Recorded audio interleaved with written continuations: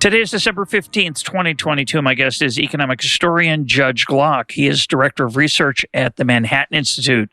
Judge, welcome to EconTalk. Thanks so much for having me, Russ. As someone who's listened for over a decade, it's a real pleasure. Glad to hear it.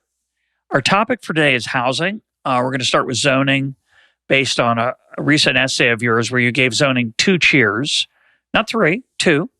I'm more like 1, so I'm very interested to hear what we have in common and what we disagree on in that area. So what's the argument for zoning? What's good about it? So, yeah, and I actually also debated whether or not it should be 1.5 cheers or 1 cheers, and I gave up on fractions and settled for 2. So the basic argument that I kind of start with is that, you know, there's a lot of real and justifiable complaints about the American housing system and American housing affordability. But from my perspective, there's a lot to be said for it in general. And, you know, I often use that there's the old economist joke that somebody asks, you know, how's your wife? And the economist responds, relative to what? You know, you look at the American housing system and by some measures, it's in fact the most affordable on earth. Certainly when you look at the rest of the Anglophone world, we have what's called a price to income ratio, the median house price to median income ratio, about 4, where you see a lot of places like New Zealand or Australia, it's more like 7 or 8. And even places that the data's not as good, but like Japan, that's often celebrated as kind of an urbanist success. You often see these housing price to income ratios more like 7 or 8. So from a lot of measures, American housing is pretty good and pretty affordable. And that also makes one kind of think about it and look at the places in America that are very affordable. And they happen to be a lot of places that do have actually extensive single family zoning, extensive powerful local governments. If you look at places like Nashville or Atlanta or Oklahoma City, you know, these places for growing cities have some of the most affordable housing on earth. And so, you know, if zoning is not the overwhelming issue in a lot of these cities, and if, you know, zoning is near universal, but America's real housing crisis is kind of located in a few areas, most importantly, California and New York, and Massachusetts and some of the coast, then what's the real issue here? To me, it can't just be zoning. And so in the piece, I then also talk about what some of the economic advantages of zoning could be and what some of the economic literature says about that. So talk about those advantages. What would be the argument? So it basically goes back to a 1956 piece from Charles Thibault that became kind of institutionalized as the Thibault hypothesis, that, you know, he was trying to answer the question of how do you decide how much governments should pay for public goods, streets, police protection, you know, to some extent, you could say schooling. Some of these local public goods are provided by government. And this is a similar question people like, you know, James Buchanan and Richard Musgrave and other people were trying to answer at the time. And Thibault had an interesting argument about this. He said, well, if you have a lot of competing local governments, they should actually allow people to kind of decide the mix of taxes and public goods they want. And this competition between local governments should keep them, you know, relatively efficient, probably not as efficient as a pure private sector thing. But if there are public sector goods that can't be provided by the private sector, this would be a way to figure out how much people want to pay for them. But it didn't take long for you to realize there's a potential issue with that kind of Thibault hypothesis. And the main one is there's a free rider problem that, say you had an area that was willing to tax itself for a lot of public goods, mainly through property taxes, but a lot of people could move in and pay for below the average property tax rate. You'd have a tendency of everybody to pull back on paying for public goods at all because there was a tendency to redistribute it. And, you know, the economic literature is pretty consistent that when you tend to redistribute public goods, especially away from the median voter votes for less of them. And in fact, one of the main people pointing out this critique was James Buchanan and a man named Goetz in 1972, arguing that, like, you know, there's this kind of perpetual chase after good local public goods in these small local governments. And so some economists like Bruce Hamilton and others realize, well, zoning kind of solves that problem. That if you have zoning that determines sort of how much, you know, property people could afford or should afford in these kind of competitive local suburban environments. And you had property taxes that were kind of commiserate with the amount of zoning and amount of property that was allowed in these local governments, you basically had something that looked, kind of, if you really squint a little bit, maybe like a business. That you have these owners who have a lot of equity invested in this area. They're fairly homogeneous, and they can determine who can kind of come in and come out investing in the business. And they would have kind of a goal to maximize the value of their housing wealth, which can have both good and bad effects. But they would also have a lot of incentive to pay for good public goods. And so that's the kind of base argument for zoning. And, there's been a lot of debate, obviously, about that. But, I think the important point is here that in those areas we know that have a lot of this single family zoning, housing seems to be pretty affordable. You seem to have these very successful local governments. We know these local governments that tend to be more competitive and more efficient by many measures than more distant centralized governments. So if you care about that kind of local competition in public goods, and you want some sort of mechanism to encourage that, zoning is one means to do that. Yeah, let's talk about the single family pieces. I mean, there's a lot of different aspects to zoning, obviously, that go, and housing regulation more generally, and approval for new building and so on. But what we're really talking about here is whether in the middle of a suburban landscape, you could build an apartment building or a multifamily home, an 8-unit, not necessarily a skyscraper. And in many of those towns, correct me if I'm wrong, that's literally against the law. Yeah, I mean, that's correct. And so to some extent, I agree with a lot of the, as it's known, the YIMBY movement, the Yes in My Backyard movement that tries to advocate for more housing.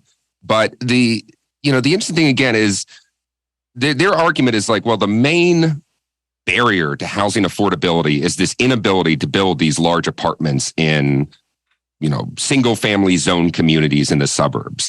But to me, that does face a real sort of query that, well, where is the housing the most affordable in the United States? And again, it is those, something like Oklahoma City is often kind of a poster child. It's, places like Dallas, Nashville, and the others have very low housing price to income ratios, and they have all of the single family zoning and very little state restrictions on it.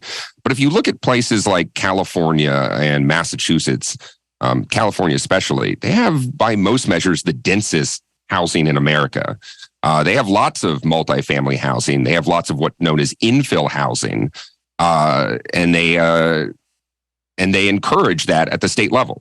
There's a lot of mandates to encourage more of this apartment housing, and that doesn't seem to make those areas significantly more affordable. If anything, it seems to go in the opposite direction. So what's the main sort of encouragement of affordability? It seems to be this actual more development in the green fields outside of existing urban areas that's mainly, but not exclusively, single family, which also seems to be what most Americans want in a house. My urban-oriented friends would say, well, that encourages sprawl, and if you don't provide any services for making it easy to live inside the city, and of course they're going to say that's what they want, but in a different world, they'd want something else, and they might be right. We might come back to that, but I want to, you've identified a correlation that many places that have zoning have affordable housing. But of course, those are places where land is relatively cheap. And seems to me there's two issues here. There's what are you allowed to build and how long does it take to build it? So if we think about, and I think the time to build is, the length of time to build is a easily underappreciated aspect of this problem. Certainly living here in Israel, I think the time it takes to get a building approved and get it actually executed is probably somewhat similar or worse than it is in, say, the Bay Area. But if I think about San Francisco, which I know you have some experience with, and I think about Palo Alto. So Palo Alto is this pristine, adorable, fabulous, incredibly expensive suburban area of the Bay Area. And I'm sure it's highly regulated. I'm sure it's hard to build a 40-unit apartment building. And to me, the fundamental question is the people in Palo Alto don't want those 40 people living there. They just don't. And the zoning keeps them out. And I'm not sure that the 40 people who like to live in that apartment building and enjoy the amenities we're talking about, some of the public goods, a very respected school system, very, very nice air, super, super good pleasant temperatures most of the year. Should people be entitled to live there? I mean, if you allow, how many 40 unit apartment buildings would you allow them to build? 50? 1,000? What's the, would it change the character of Palo Alto? Yes, it would, for sure. Should it? Who should be in charge of that? Well, right now, the people in charge of it, the people who already live there. So that's troubling also. What are your thoughts? Yeah, so I mean, I agree with most of that. And I think it's important to kind of frame who would be the potential winners and losers of what's called an upzoning when you increase the amount of density you could build.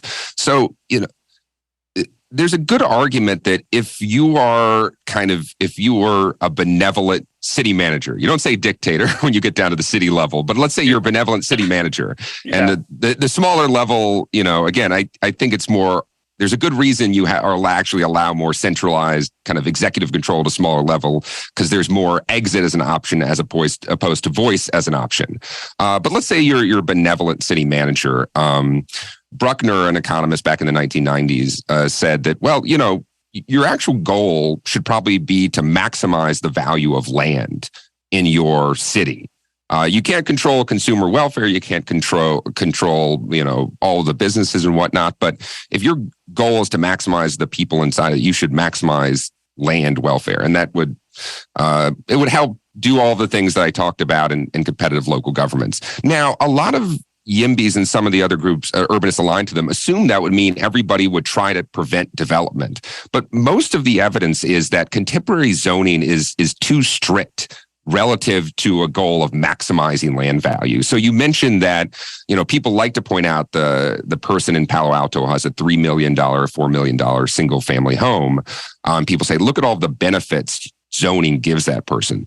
But the way I often think of that actually is if that person could subdivide their land into 4 single family homes, maybe for $1 million, or sell it off for a significant amount of money to an apartment developer or something else, they could get more income than they have. And so the argument that zoning, you can think of zoning as something like a monopolist to some extent, right? The way to increase the price of something is just to restrict the supply of it. And on the whole, that actually means less welfare overall. If you restrict the supply of a good, you're getting less of that good, including less, consumer welfare for everybody. So zoning, in one sense, can do that. That's a kind of bad zoning. And I would say, again, I would agree with most of the YIMBY friends that most zoning in America today is too strict. It's preventing the full development of land. And there would be an argument for increasing the density to benefit everybody. And why that isn't taking place everywhere is one argument. Is one question we can deal with. But I think a very important issue is actually California sets up a lot of things that make it harder for new places to grow and compete. One of my favorite sort of facts there is back in the 60s, California created something called LAFCOs. They're local area formation commissions, I think they're called. And these are set up in the county level, and they're basically cartels of existing municipalities that can decide when new municipalities start. One of the advantages of places like Nashville and Dallas and all of the rest of it is that if you want to kind of go out into the sticks and build your own city, you can do that. You can get some people together. You can eventually vote for a city. That city, or sometimes a utility or infrastructure district, can build all those public goods. And that kind of puts pressure on those other cities to do well, that kind of Tebow competition we talked about. But in California, they literally, to me, it's a great, kind of equivalent of the certificate of need stuff for a lot of the private sector. And if you hospitals. Yeah, exactly. And, you had the same arguments there about local governments that you do about, hospitals or taxis or all the rest of it, that, this is chaotic. New people are starting up cities everywhere. You don't want it. And so these LAFCOs have all the existing cities and districts on their boards, and they decide, do we want a new one? And they say, no, we don't want new competition. And so, this is why you look at the argument is, well, why is Palo Alto and all these areas so expensive? And people say, well, it's, again, all this single family zoning. But by most measures, San Francisco Bay Area is one of the densest in the country, second, third, depending on how you look at it. And if you look at the kind of 9-county Bay Area, almost 40% of that is grazing and pasture land. I mean, to me, the real argument, the real kind of monopolization that's preventing development is that inability to grow outwards and create new municipal competitors, new districts, new areas that can really compete with those existing ones, and also then kind of force them to a more optimal level. And even if we should restrict zoning, I think a lot of our energy should be focused on what can we do to grow outward and create new competitors in a sense. Yeah, I mean, if you drive the 280 from Palo Alto or Menlo Park to into the city of San Francisco, there's a lot of vacant land. Yeah, and it's really beautiful. And I cool. really would I love looking at it when I would go visit there. And I think the hard part on all these questions, I'm sure there's a fancy name for it, but it's really the character of the place. Mm-hmm. I've talked about this with respect to New York City in the episode with Alain Berthaud. Chelsea, the neighborhood of New York called Chelsea, is really cool. It would look really different if it was all skyscrapers. Mm-hmm. Wouldn't be as cool, but poor people could afford to live there, and that would maybe be important. So, I think we have a romance about place. A lot of people would say the Bay Area should not be changed, right? There's nothing, all those farmlands and pasture and other things should not be allowed to be built on. That's the way, it's perfect in that way, and it should be left alone. And Palo Alto should stay these small, single-family units. And then if we allowed apartment buildings there, it would be destructive. It would ruin what is special about the place. And I think it would to some extent. I think I like to think there's a middle ground. Yeah. I like to think there's a middle ground where certain types of streets would be allowed to have the larger apartment buildings, or at least 3 or 4 multifamily units. And I think it's like many areas of economics, there's a bootlegger and Baptist issue here where there's a good reason to have zoning. There's a good argument for it. At the same time, it allows an opportunity for the self-interested, that's the bootlegger, to take advantage of the better intentioned side of the discussion. I haven't talked about bootleggers and Baptists in 5 years probably. I think I talked, but bootleggers and Baptists agree that it's bad to sell liquor on Sunday. So the bootlegger likes it because it creates demand for their product. The Baptist likes it because they think it's God's will to make it the Lord's Day and not drink. So the politician says the Baptist's right, and then takes money from the bootleggers to make sure that the law stays outlawing liquor sales on Sunday. But the real reason that bootleggers and Baptists is destructive is that it's not just that politics makes strange bedfellows.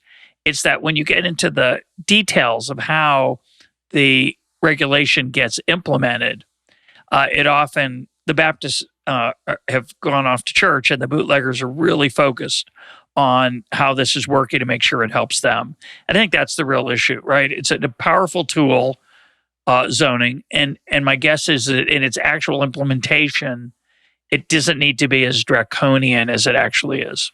Absolutely, and that's exactly where I come down on this. But I mean, I think an important, maybe not a qualification, but like an important perspective here is that a lot of these kind of public choice and government questions do look a lot different when you get down to the area of local governments, and especially when you get down to the area of competitive local governments. So, if you have a government that is local and people can say have a choice of 1 or 2 dozen local governments in an area to kind of choose from, and people can maybe choose. I mentioned in the article, there's wet and dry counties. There's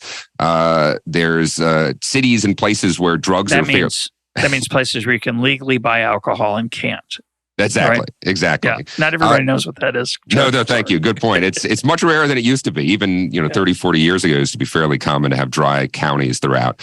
And that brings the sort of question of, if you have a strong exit option for these local governments, how much do some of these, broader public choice problems take place? Of, if the bootleggers, conspire with the Baptists to do could create that those rules against drinking, or the dry county, or whatever it is, and you have well, people that a large majority who really want to live in a dry county. Let's even say we could put a price on it somehow, or that we could allow people to express through exit and voting with their feet, as it's known, that this is the kind of place they want to be in. Does that temper some of negative sort of deadweight losses of a bad regulation? It might, and it might in a sense even, allow for a lot more consumer surplus. It might allow for a lot more people insofar as they value a certain kind of local community, the character, which you talked about. You'd want them to, one sense, pay for that, price that in the value of land, and allow them for those sort of different alternatives across different things. And I think this gets to your Palo Alto kind of question, or Chelsea. In one way, again, if we are an efficient city manager, we should look at that and say, well, there's a value to Chelsea looking like Chelsea. And you could look at, say, maybe developing a huge amount of apartment spending would actually lower that value substantially, would lower the value of land because those amenity values would be lost. And kind of zoning, when it's done well, can create those sort of positive amenity values. And everyone agrees those are there. I think too many of the kind of pro-development and YIMBY groups, which again, I do consider myself, are kind of dismissive of the effects of the negative potential effects of increased density. I'm not saying they're overwhelming. In many places, they're more than necessary, but there is congestion. There is, aesthetic costs. There are these other things. So what do you do about all that? Again, in a one way, allowing these competing municipalities whose goal is to maximize the value of the land will incorporate and internalize, as it's known, a lot of those costs. Like, say Chelsea, it's its own city, and everyone can vote for, like, well, do we want to develop or not? If you tell everybody, well, you can develop more, and this is going to make all of your land worth 4 times as much, I do imagine a lot of the people would vote for that, even if they had aesthetic or character concerns, or as opposed to Yeah, they might be wrong. And they might make a mistake. Obviously, that's not the question here. Coming back to the Thibault hypothesis and this idea of local competition, I think one perspective on it might be how unimaginatively uncompetitive most, say, Bay Area suburbs of San Francisco are, or whatever they're not suburbs, cities that ring San Francisco. They all kind of have very similar situations. I'm thinking about how little experimentation there is in, say, urban transit. Now, of course, it's tricky because some people want to go beyond. They don't want to just travel within the little city that they live in. So that starts to get complicated. Private companies have figured that out pretty well, by the way. Google runs a massive bus business in the city of San Francisco. And they got protests for it, too. Yeah, well, and the reason was they weren't living in the city. Something about they were. Rich people on buses were taking over San Francisco. It seemed to be a win-win for everybody, but what do I know? No, never can be. Yeah. On the other hand, you have a situation, I think, so recently in a neighborhood in London where they have very high taxes for car travel in certain time. I might want to get this wrong, doesn't matter. But they have special ways they try to make it more expensive to own a car. Yeah. Now, not every piece of London is like that. Yeah. I don't think. This one neighborhood has done this, and what it's created, neighborhood, it's it's one little, again, suburby kind of thingy. There are fewer cars. It's easier for kids to play in the street. If you're worried about pollution, there's less of it to breathe. And it's kind of interesting. I mean, it's not, again, I'm not sure that's where I'd want to live, but it might be. I don't know. And then you'd say, well, what are you going to do to go along with that? So, we had, Donald Stroop on this program, where he says you don't want to require people to when they build an apartment building to provide off-street parking. Yeah. The argument for off-street parking requirements are that, well, all these people are going to move in this apartment building, then they're going to crowd up the parking around the area, and that's an externality. So you should force them to provide off-street parking. And his point is that, of course, that just means the apartment's going to be very much more expensive because a huge part of the apartment building is not rentable. It's just taken up with a parking garage, including a parking garage for people who don't own a car. Because you've got to prepare, there's a requirement in advance in case they do own a car. Yeah. And so, but then you have to ask the question, so what are they going to do when they want to go out if you don't build the garage? What are you going to do? They are going to cruise and look for spaces. And the answer is, of course, you have to build some urban transportation options for them. And that seems to be sensible. And yet we struggle to do that, it seems, in many cities. No, exactly. And I think this gets to one of my obsessions, which is so if there, which we kind of briefly touched on earlier, which is if these cities kind of already have an incentive, as one may say, to kind of maximize the value of their land, and yet they're not doing it. What is holding them up, and why are they creating these kind of obscene regulations that don't seem to benefit everybody? One, I would say that there's a lot of these, like, I know some Yimbys will disagree with me, but a lot of the most burdensome things are happening in these central cities where a lot of the benefits can accrue to different interest groups. Different interest groups can catch the large city. In fact, the larger a city is, there's much more evidence that these are less efficient than these smaller local government areas. One of my favorite examples, there's some studies on what's known as the flypaper effect, that if a government gets a ton of free money from usually a higher level of government, or a boost in property taxes, do you keep it? If you were an efficient city manager, you should pretty much just return it down in tax cuts to people, because you already had the right proportion of public services that you all wanted. And what you find is small governments do that by and large. If you have a small suburb that gets a kind of boost in property taxes, they keep their total public service spending flat, and they just cut taxes. The larger cities are much less likely to do that. They're much more likely to have what's called the flypaper effect. It sticks to that city, and they use it for interest group and log rolling and all the rest of it. So, I think that's part of the thing. Again, using that not perfect but somewhat useful metaphor as these cities as kind of competitive corporations in a market. And I'll even point out that historically, a municipal corporation was not treated substantially differently from a normal corporation. It was legally pretty much the same thing. Both were just considered corporations created by the state that had some authority. You raised the question a minute ago about why these municipalities might not want to maximize the value of their land. I'm not sure that's a good idea. It's an interesting idea. But you did describe that would require a benevolent city manager. And but in fact, usually that city manager has to get elected. Yeah. And of course, the incentives that person faces are going to be not quite what you might have in mind. Well, to some extent, exactly. But as long as you have the exit option, and again, I would think of it maybe if we're using the metaphor of a corporation where, who rises to the top of a corporation? It's somebody who can promise to maximize the value of the internal stuff. And the larger the corporation gets, it's a little tougher to kind of maximize shareholder value. There's more problems with, aligning incentives, all the rest of it. But you have a really strong reason to do that. And one of the ways that, William Fischel, one of my favorite researchers over at Dartmouth, talks about the home voter hypothesis. And, he makes the good argument that, a lot of people have a lot of wealth tied in a single asset that's illiquid, immovable.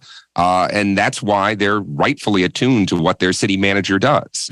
And, not only do they have that asset that makes them very attuned to that, they also, when people are competing to get people inside or out of the city, they have a lot of competition in terms of other cities too. So just like a corporation, even if, the kind of internal politics of that aren't always great for who gets to the top, as long as you have that outside competition, there's some sort of limitation to those exploitative tendencies. Now, again, not perfect, and maybe just briefly talk about some of the ways that's kind of been sabotaged. Now, one of my obsession is property taxes. So the main argument for zoning and public goods and the TOBO hypothesis is that, well, most of local government is paid for through property taxes.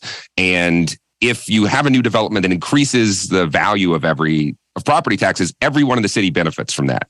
One, they might benefit from allowing more upzoning of their land just because they themselves could build more. But even if, let's say, a single parcel somewhere else was upzoned and developed, even though the rest of the city would have to face the local congestion and all the other charges, they'd get these property taxes. And one of my favorite quotes from a newspaper in the Bay Area in the 1960s is arguing why they should develop it. They said, well, cows don't pay property taxes. You as a local voter trying to maximize value of land should try to do that and encourage that. And they did. These cities were what known as growth machines throughout most of the 50s and 60s for good reason. And California was the kind of, quintessential example of that, becoming the biggest state in the union in 64 and growing very rapidly. So what changed? One of my favorite explanations is a lot of the states in California was through a lawsuit known as Serrano v. Priest, tried to equalize property taxes for school districts, most importantly. They said if your area, it's inequitable that your area has a lot more property taxes than the city down the road. And we should make sure when you raise property taxes that most of that goes to that city down the way. And again, there's lots of good arguments for that. But there was two surprising effects of that. One is that the argument that there was... And that passed, and that was decided in favor of flattening of property taxes in California. In California. And it largely was replicated throughout most of the states in the union, either through other court cases or through state-level legislative changes that redistributed property taxes or state grants based on how much cities were raising for schools to try to equalize. In California, it was almost like $100 difference per student was all you were allowed. It had to be almost exactly equal. Other cities and states, it's a little distinct. But one interesting side effect of that was that people voted for what was known as Prop 13, which is the property tax limitation measure in California. And a lot of people say, and I think correctly, and again, William Fischel did some of the great early research on this, this is because this Serrano v. Priest case. If everyone said, if you're going to redistribute my property taxes, I don't want to raise them. There's no reason to take that sort of local benefit for that. And a version of what Prop 13 was when it passed after the Serrano v. Priest case, overwhelmingly, almost about 2-1, that went down by about 2-1 a few years before the Serrano v. Priest case. The second version was decided. And that seems to be the argument. A lot of these redistribute things kind of broke the link between property taxes, which could provide a lot of local gains for these local taxpayers, and development. And, it was really post 1980, you saw this incredible explosion in California housing prices. And I'd say partially because of those things I talked about, the restricting of competition, new cities, but partially because you didn't give a lot of these people an incentive to build. And to my mind, like when we're talking about how can we force governments to do something, which we agree they should do, which is build more. To me, instead of kind of focusing on how can we create more state mandates, we should look at how we encourage them to build more. If we think there are gains from trade, if we think there are net benefits to be gained from development, which there are, how can we make sure that that local governments, those areas have that incentive? And one thing would be restoring property taxes. Are you saying that in the Bay Area, let's take an example I always enjoyed because it's so dramatic. We have Palo Alto and East Palo Alto. They're separated from each other by the highway, the 101 highway. It's my poster child example because when I would say that we should have less government involvement in schools, we should have private schools more generally, they would say, well, then all the rich people would get together and they'd get really good schools and the poor people would be stuck with the bad schools. I said, well, Palo Alto, most of the students score in the 99th percentile. And, there has to be a district in the first percentile, meaning the worst. And in some areas, whether it's math, science, I don't remember English, East Palo Alto is down in the single digits. So, 1 and down to 1 in some areas. So 1 versus 99 is a pretty big gap. Are you saying it could be bigger? Would it be negative 17 to 130? It's kind of a tough argument to make. So East Palo Alto, it's gentrified a bit since I used to tell that story. It's gotten a little bit more developed. But at the time, East Palo Alto had a lot of undeveloped areas. It was desperately poor. And Palo Alto at the time, this is in the mid-'80s, was thriving. And it's still true that Palo Alto is much healthier economically than East Palo Alto. Are you saying to me that the property taxes that come out of Palo Alto, that stay in Palo Alto, are roughly equal to the property taxes that come out of East Palo Alto because of government redistribution and Serrano v. Priest? Is that true? For schools, that's largely true. There have been a lot of changes since Serrano v. Priest in some of the cases in the 1970s and 80s. But the most recent version in California, the local control funding formula, I think, which was created in 2014, keeps that spending on local schools pretty close to equivalent. Like it's pretty close to the same. And that kind of gets to the question of, what we know about school funding, which is that funding doesn't seem to be an overwhelming determinant of local school success and quality.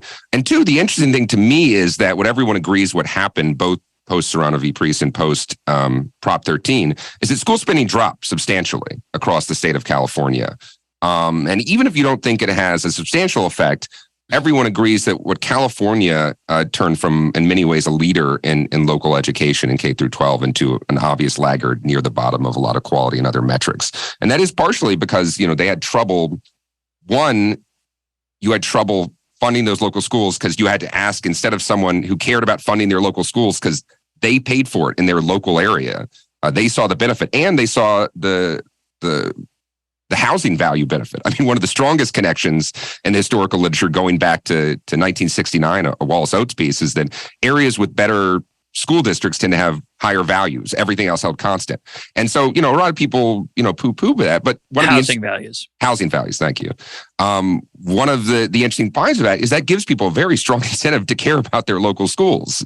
And that makes people really care about them because their own home voter hypothesis value. And so then when Prop 13 and the other happened, and that kind of segregation between your property taxes and the local schools, you had people who take a lot less interest in their local school system. And there's a lot less kind of property tax gains that can be got from that, the value of that, of raising that. So I think obviously, we've seen amazing success in school choice in Arizona and West Virginia and some other places recently, and that's very important. But if you look at how that does, usually it works.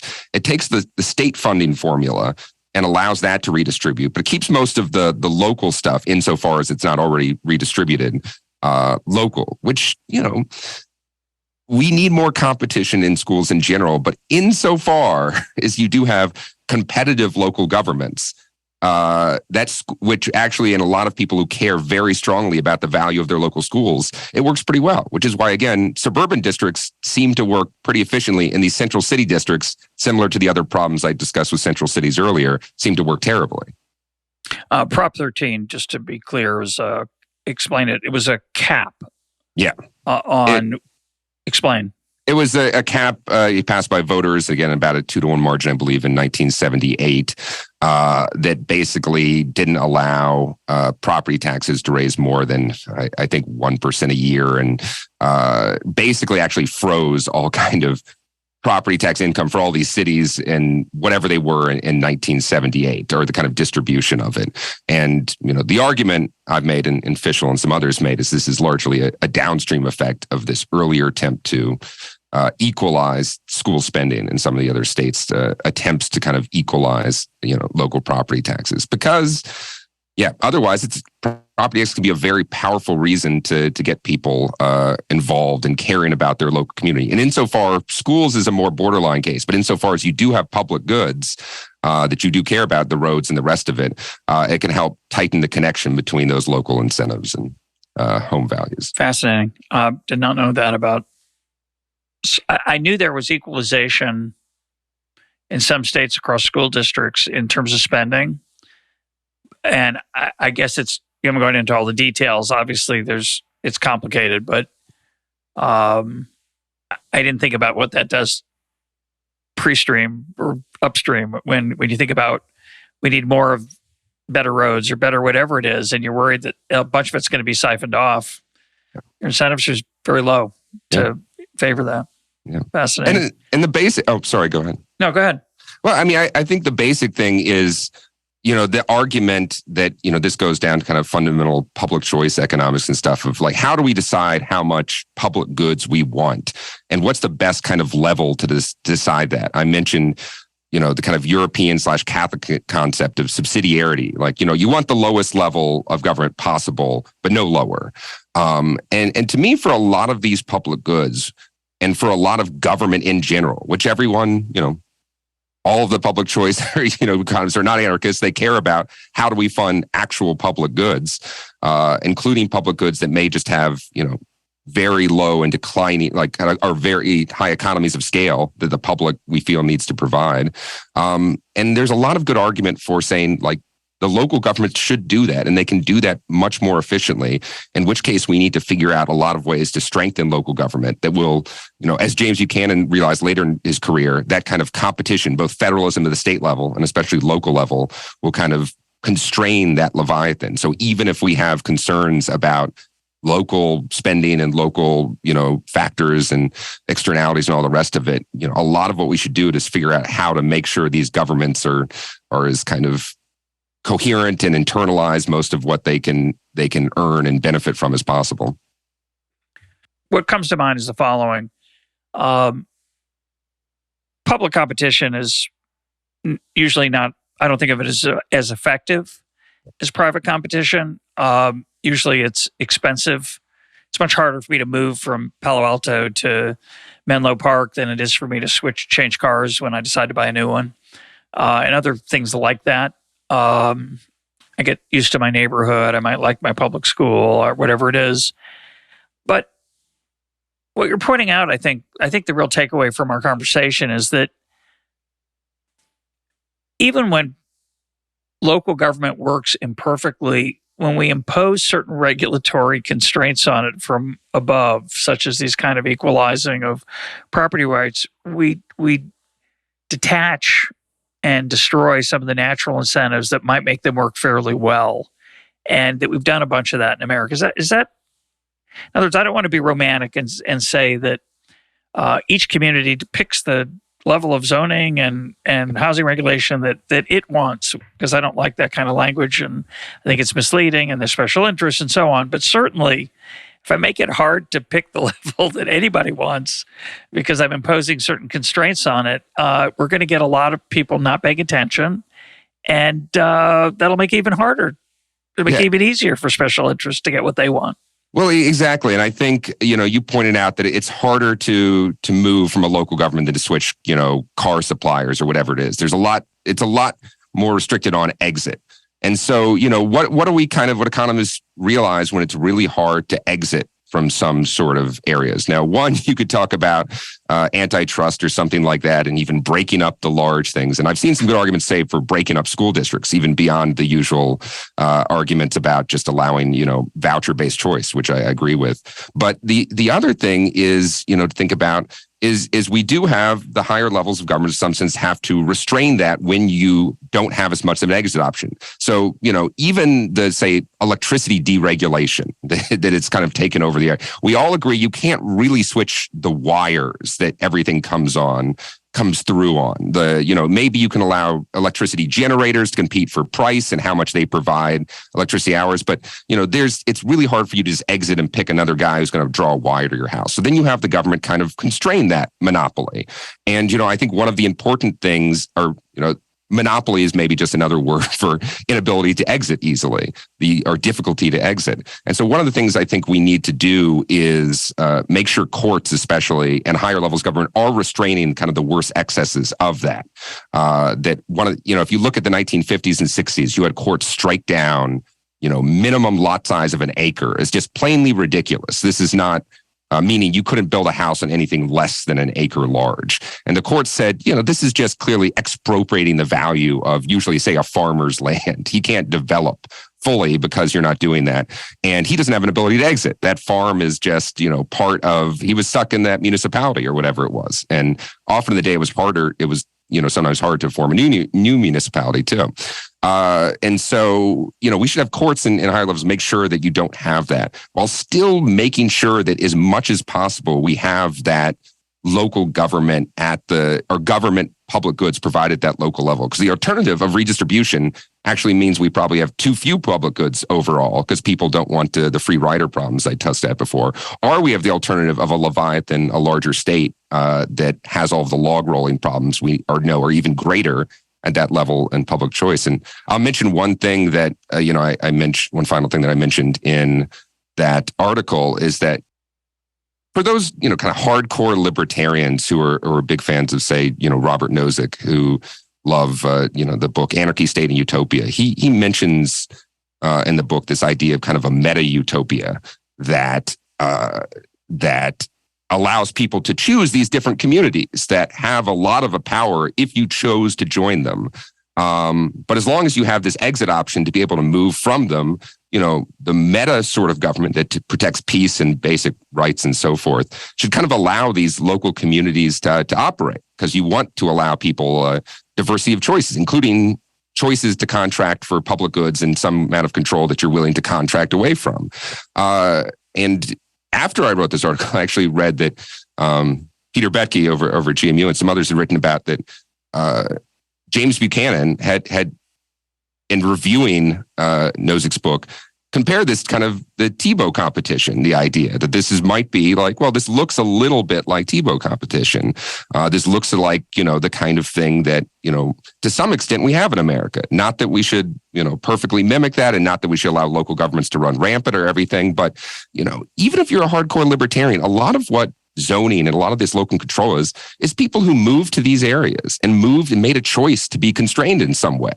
As long as they have the ability to go to other ones, as long as they have the ability to form new governments, which is something we need to encourage, as long as they have the ability to move outside into the next county and start something there, we should really encourage that. The ability to create, I mentioned the last thing we want to do is collapse an admirable diversity of lifestyles into a battlefield and a state capital or into Washington, D.C., where we're all deciding this is a level of public goods we want for everybody. This is the kind of one rule we want for the whole nation. And instead, we should allow these local governments to kind of adopt more of their different rules to reflect the diversity of America. So,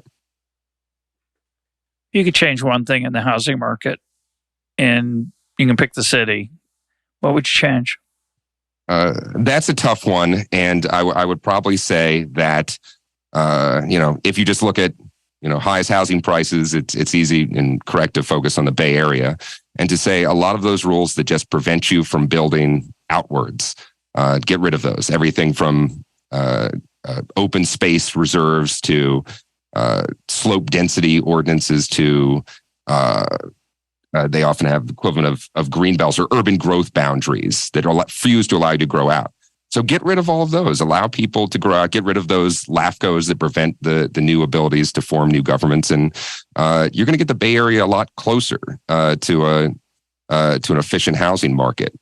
Allowing that competition at the local level again and allowing them spread out is going to do wonders for the Bay Area if they can manage it.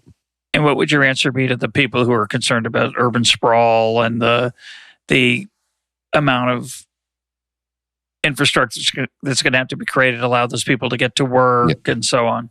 Well, it's an issue, and there's costs and benefits to every type of urban development. But a lot of the arguments against urban sprawl, as I said, are kind of solutions desperately searching for a problem. If you look at the 80s, a lot of the argument was, well, local air pollution from cars is just choking us, and we need to restrict cars and driving.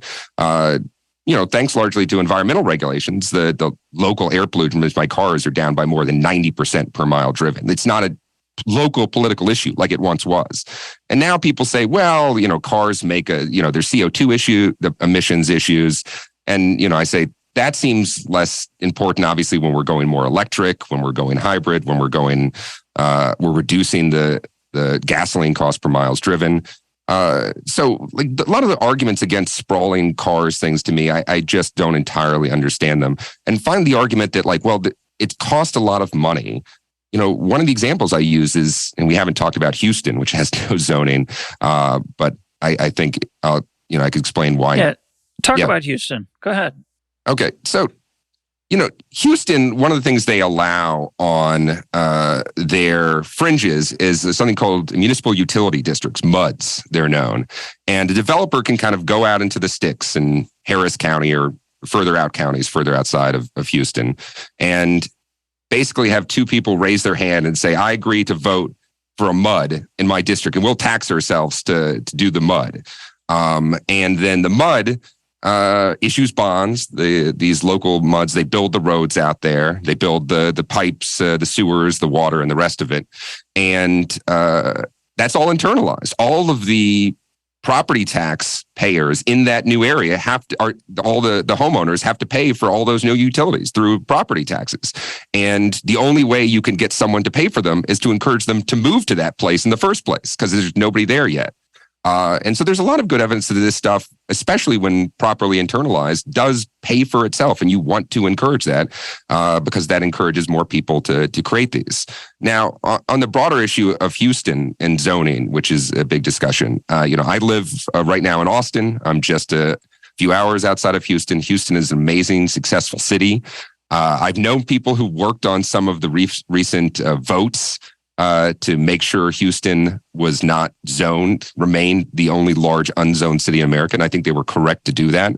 But there's two things I'll mention about Houston that I think are important. One, for the argument that zoning is the overwhelming reason why housing prices are high, Houston has very low housing prices, but not relative to California and New York and some of the others, but not very distinct relative to, say, Dallas or Fort Worth right next door. It's, by some measures, their housing price to income ratio is almost the same, maybe about 10% higher in Dallas. So it doesn't seem like the zoning in a lot of these other cities is what increasing housing prices. And two, as I mentioned, there's an argument these central cities should probably not be zoned, and that the central cities, the densest places in America, already are actually, because of all the problems I talked about with central city log rolling and kind of a large monopolistic sort of government with less exit options, that they don't need to kind of control their fiscal mix as much as other people. They rely on property taxes from a lot of downtown real estate that doesn't require many services. And therefore, there's less of an argument for kind of TBO competition for central cities as there are in these kind of small competing municipal governments, which is also why, the very most important kind of goal in school choice is those central cities, because to some extent, not entirely, those suburbs have more competition between districts than the central cities do. But the other thing about Houston is that, one, they have a lot of other things. They have a lot of homeowners associations and other groups that allow people to control the land use in their areas.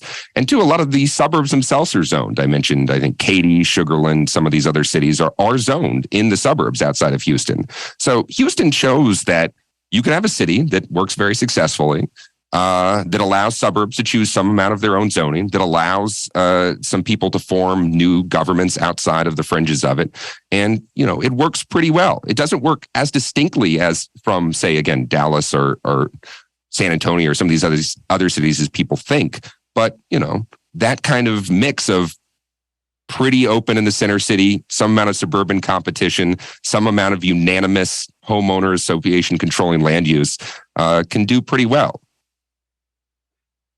Yeah, again, I think trying to give fair audience to my more environmentally oriented friends who correctly see density as a powerful tool for environmental improvement, and would argue that dense cities with more bikes and less car oriented, if there was more TBO competition for those kind of cities, if there are more American cities, say like Amsterdam or other European cities that have taken a different approach to the car, my response to that is always, well, Americans and Europeans have very different demands for space.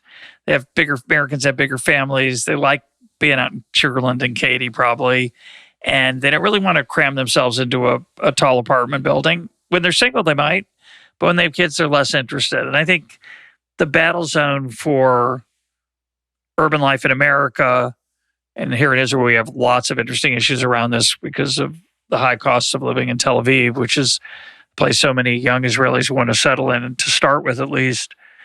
The battle zone is really this question of, what's the role of the car? How many roads are we going to build?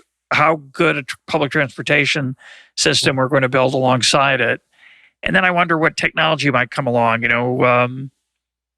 Buses are pretty primitive. They're just big cars. They're probably better ways to move groups of people around effectively and to have fewer people in their cars. I don't know. Any thoughts on that? I wrote a piece for the Breakthrough Journal. Breakthrough Institute is kind of what they call themselves, eco-modernist group out of Oakland in California. I wrote a piece that slightly tongue-in-cheek, but I don't think inaccurately was titled Sprawl is Good, the environmental benefits of sprawl. And, I think one, besides made a lot of friends from that piece, I'm sure. Oh, exactly. You're a brave man, Judge. It's, like you, I know a lot of very strong urbanists, and I myself only lived, I think, in central cities for my entire adult life. I love them. I tend to be a more urban guy myself. But one, you look at the evidence, and like you say, kind of the overwhelming majority of Americans, the survey was, I think, 90% of millennials even said they want a single family home with a car at some point in their lives. And two, that the car is not only is it getting more efficient, it's emitting less local air pollution, it's emitting less CO2 over the long run. There's real environmental cost to density. I'm not saying that there's not cost to sprawl too, because there are. But one of the things like is almost universal in the literature is that there's more local air pollution. If you have more people crammed together, you're more likely to suck down more nitrous oxide, more sulfur dioxide, all these things, simply because even if every person emits a little less individually, it's all crammed more together in that one small space. And there's also, some arguments that, a single family home, it's largely stick built, it's largely wood, which means it's largely using a renewable resource that's a carbon sink. Especially when you get up above 4 or 5 floors, when you're using concrete, when you're using steel, these are very heavy CO2 emitting materials. And you have the argument that some evidence is for the same amount of square foot, these higher buildings use a lot more energy and electricity because you have to heat and cool the common areas. You have to make elevators go up and down. You have to use this. So again, not saying that there's not cost of sprawl, especially, habitat destruction and some of the others that you need to concern about. But I think kind of the overwhelming focus that the future and the environmental future is going to be all these people living in dense apartments does not understand some of those local environmental costs and even some of the, kind of climate environmental costs. And it doesn't consider, but it also doesn't consider the sort of fact that most people want to live in these single family homes. Not everybody. And like you say, we need more competition to allow some of those more Amsterdams in America and so forth. But I think just aesthetically, a lot of people are unhappy with suburbia, and they refuse to admit that might just be how a lot of Americans want to live. And we should focus on how can we make that green and environmentally sound as possible, as opposed to kind of like seeing how we can cram more people into 10-story apartment buildings. Do you want to say anything about making cities nicer? I think the complaint isn't just they don't like suburbia. I think they think urbia could use some improvement. Is there anything there they have that they're right about? Obviously, there's few cities in America. Right now, I'm actually sitting in New York City, which is gorgeous and exciting and amazing, but it also has serious problems with crime, local pollution, and just, quality of life on the streets. One of the things I think that most big urban mayors don't understand is how important, the daily sort of quality in life and basic sense of order that was achieved in many cities in the 90s and the early 2000s was for the re-flourishing of American cities, because they went from losing population for about 50 years to starting to grow again around the 1990s and 2000s. And a large part of that was people wanted to feel safe, and they wanted to feel like they were living in a clean, open city. And one of the things that allowed them to do that was not just making sure murders and criminals or robbers or whoever it was prosecuted, but making sure that kind of life was comfortable and clean when you stepped outdoors. And when a lot of people escape to the suburbs, even if they do want to live in the cities, and I know many people like that, it's because that kind of inability to control the public space kind of collapsed. And my joke is that in a lot of these big cities, they're very, very regulated in the private space. If you want to build a sink in your wall, or whatever it is, you need 10,000 permits. But if you want to, do whatever you want in public, throw out trash, whatever, you do anything, which is 180 degrees the opposite of what government should do. They should be very focused on that public space, and they should allow as much as possible within some constraints and, some amount of zoning and the rest of it, allow you to do what you want in that private sector. And so reorienting cities to, again, focus on what they really can control, the public space, as opposed to so much of what you do inside, your house, I think would be a good step. My guest today has been Judge Glock. Judge, thanks for being part of EconTalk. Thanks so much for having me, Russ.